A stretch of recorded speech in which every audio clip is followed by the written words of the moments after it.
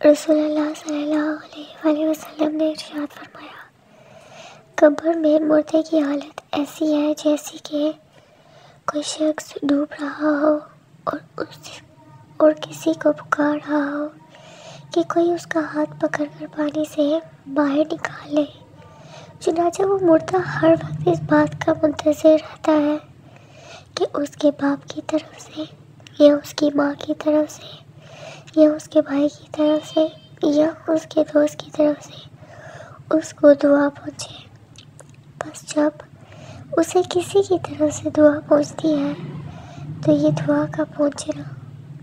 اس کے لیے دنیا اور دنیا کی تمام چیزوں سے محبوب ہوتا ہے، اور